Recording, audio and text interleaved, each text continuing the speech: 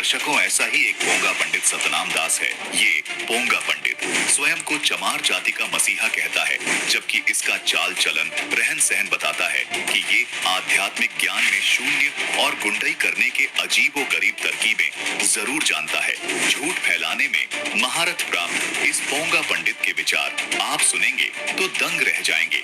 दर्शकों, जिस व्यक्ति की मानसिक हालत ठीक न हो, इसके हाव भाव से ही लग रहा है कि चमार जाति के लोगों को सिर्फ भड़काकर उनको नरक में धकेलने के लिए इसने कसम खा रखी है, वरना कोई व्यक्ति इतनी झूठ कैसे बोल सकता है। दर्शकों, हम आपको अब इस पोंगा पंडित की एक वीडियो दिखाने जा रहे हैं, जिससे आपको इनके मानसिक हालात का अंदाजा हो जाएगा कि किस प्रकार सच्चाई दबाकर नफरत के बीज इन अज्ञानियों के द्वारा बोए जा रहे हैं। पहले देखिए इस अज्ञानी व्यक्ति की ये वीडियो। इतना मतलब नुको ऐसी बेअदबी कर रखी गुरु जी की। नुको एक रविदास था समार, और बोले उसकी चिल्ली बन गई एक रानी, नाम भी नहीं बताया कौन है, उसमें कुछ हो के देखियो उनका चिल्ली बन गई एक रानी। वो कुछ तकलीफ सी रहा करेगी, बोले वो चली गई उसकी शरण, बोले ठीक होगी वाह, और उस आराम से लाके अपना गुरु मान लिया, श्रद्धा होगी तो उसने फिर वो अपने उड़ा बुला लिया, मैं भंडारा करूंगी, और नुको उड़ा नहीं 700 ब्राह्मण भी जमाने से रानी ने, और गुरु जी भी बुला लिए का फिर गुरु जी खातर आसन ला दिया रानी ने, और वो आसन ला गया, देखते हुए पंडित कहने लगे रानी साहब हम चल रहे उनके, बोले क्यों, बोले जी तुमने तो मार बैठा रखा, हम इसी तो रोटी खावांगे, सुनी मुझे कौन कह रहे हैं रामपाल कौन था नुका है रानी ने जिम पे नहीं, अब भाई नूर नु बात पकड़ी मारा, जब रानी ने आवाज कही नहीं भाई ये नूर नु कह रहे महाराज के बोलिया पंडित ने अपनी औकात भूल गया कि मैं चमार हूं, मैं तो गलती कर दी, मैंने कहा और मेरे तो स्थान हो रहा है जगह थारी जुत्ते लिख दे, मैंने वो मेरी औकात होनी थी, मतलब ये वर्डिंग यूज है उसमें गुरु रविदास महाराज के शब्द बताया हो, ये ऐसी बोल रामपाल का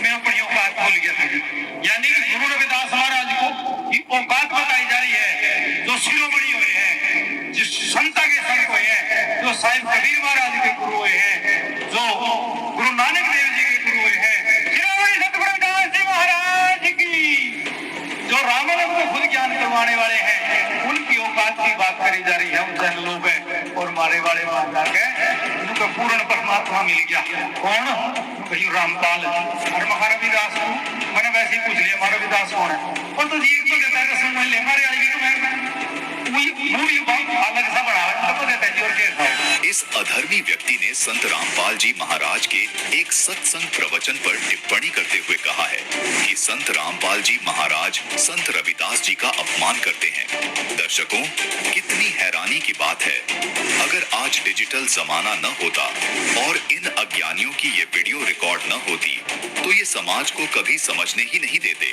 कि क्या सही है और क्या गलत। दर्शकों, अब आपको संत रामपाल जी महाराज का वो सत्संग भी दिखाते हैं जिसको लेकर इस झूठे व्यक्ति ने ये टिप्पणी की है, ताकि आप समझ सके कि संत रामपाल जी महाराज संत रविदास जी जैसे महापुरुष का अपमान कर रहे हैं या उनकी महिमा सुना रहे हैं। दर्शकों, संत रामपाल जी महाराज जी ने अपने सत्संग प्रवचन में अपनी ओर से कुछ नहीं कहा है। संत रविदास जी ने जो कहा था वही संत रामपाल जी महाराज जी ने बताया है। दर्शकों, पहले संत रविदास जी की वो वाणी देखते हैं जिसमें स्वयं रविदास जी ये स्वीकार कर रहे हैं, जिसको संत रामपाल जी महाराज ने बहुत ही सभ्यता से समाज के सामने रखा है। आइए सुनते हैं संत रविदास जी की वो वाणी, जो प्रमाणित ग्रंथ गुरु ग्रंथ साहब के पेज 1293 पर अंकित है। नागर जना मेरी जात बिख्यात चमारंग, हृदय राम गोविंद गुणसारंग, रहाओ जाके कुटुंब के टेढ़ सब टोर टोवंत फिर हैं, अजहु बनारसी आसबासा, आचार सहत विपर कर हैं डंडौत, तिन तने रविदास दासान दासा। दर्शकों, आगे आपको संत रामपाल जी महाराज जी का वो सत्संग भी सुनाएंगे जिसको लेकर इस अज्ञानी सतनाम दास ने ऐतराज जताया है। लेकिन उससे पहले आपको इस घटना के बारे में संक्षिप्त में परिचित करवा देते हैं। दर्शकों, ये वाक्य कुछ इस प्रकार है। एक रानी ने संत रविदास जी को अपना गुरु बना लिया था। एक दिन रानी ने अपने घर भंडारे का आयोजन किया। उस भंडारे में रानी ने अपने गुरु संत रविदास जी को भी आमंत्रित किया। रानी ने संत रविदास जी का आसन बहुत अच्छे से एक ऊंची जगह सेज की तरह लगा रखा था और रानी स्वयं रविदास जी के आसन के नीचे पास में बैठी थी। इस भंडारे में रानी ने काशी के ही 700 ब्राह्मण भी बुला रखे थे।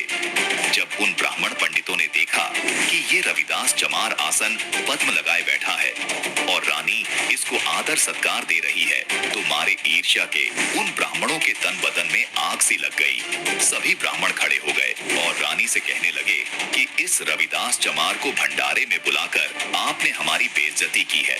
तब रानी ने उन ब्राह्मणों से कहा कि क्या बात हो गई ब्राह्मणों, इसमें आपकी बेइज्जती कैसे हो गई? उन ब्राह्मणों ने जवाब दिया कि आपने ये चमार ढेर यहाँ क्यों बैठा रखा है? ये और इनका परिवार काशी में मरे हुए जानवरों को यानी ढोरों को ढोते फिरते हैं, यानी घसीट घसीट कर लाते हैं और उनका चाम उतारते हैं, तब इनका पेट पलता है। रानी ने कहा कि ये आपके लिए केवल चमार है, लेकिन मेरे ये गुरुजी हैं, ये मेरे परमात्मा समान है। रानी ने उन ब्राह्मणों से नाराजगी जताई तो ब्राह्मणों ने भी ऊंची आवाज में बोलना शुरू कर दिया कि इसके परिवार वाले सब ढेर हैं, ये तो ढोट होता है, ये कब से रानी आपका गुरु बन गया, हम नहीं खाएंगे यहाँ खाना। इस चमार जाति के ढेर के लिए आप हमारा अपमान कर रही हैं। तब रानी ने उन सभी ब्राह्मणों से कह दिया, अगर आप खाना खाना चाहे तो खा लें, नहीं तो जा सकते हैं, लेकिन मेरे गुरुजी यहीं रहेंगे।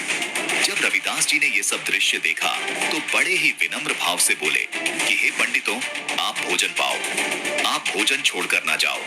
रानी ने फिर मना किया कि गुरुदेव आप इन्हें मत रोकिए, इन्हें जाने दीजिए।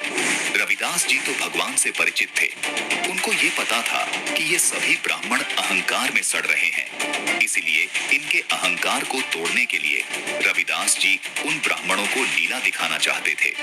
रविदास जी ने उन पंडितों से कहा कि हे ब्राह्मणों, आप ठीक कहते हो, मैं तो एक ओछी जाति का ढेर हूँ, एक साधारण चर्मकार हूँ, मैं अपनी औकात भूल गया था, मेरा स्थान तो आपके जूतों में ही है, आप कृपया भोजन कर लीजिए। इतना कहकर रविदास जी अपने स्थान से उठकर उन पंडित ब्राह्मणों का अहंकार तोड़ने के लिए उन ब्राह्मणों के जहाँ जूते निकले हुए थे वहां जाकर बैठ गए।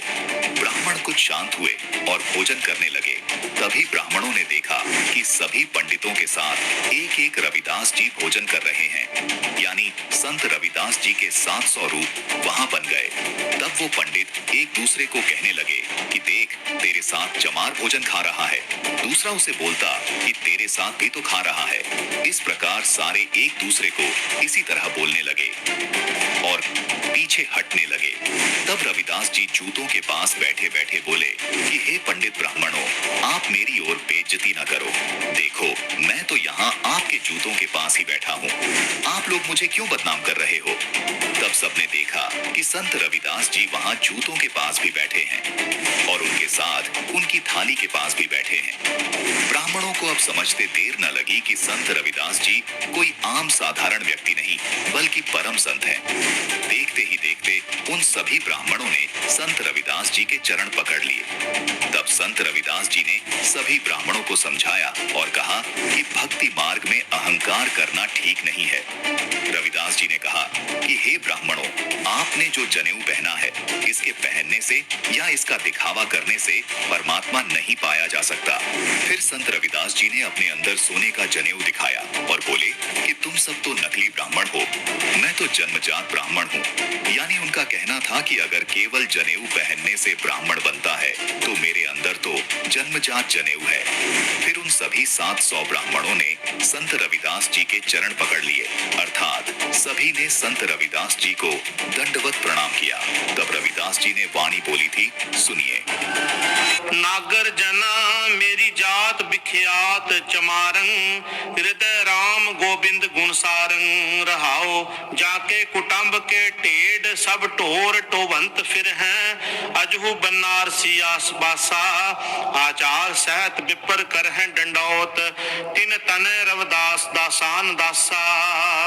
दर्शकों, संत रविदास जी ने अपनी इस वाणी में स्पष्ट कर दिया कि 700 ब्राह्मण मुझे रानी के पास बैठा देख के कह रहे थे कि ये जाति का ढेड़ यानी चमार है, पशुओं के चाम को ढोने वाला आज रानी का गुरु बन गया है, हम यहाँ खाना नहीं खाएंगे।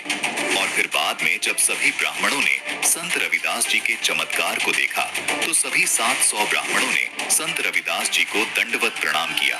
दर्शकों, जैसा कि हम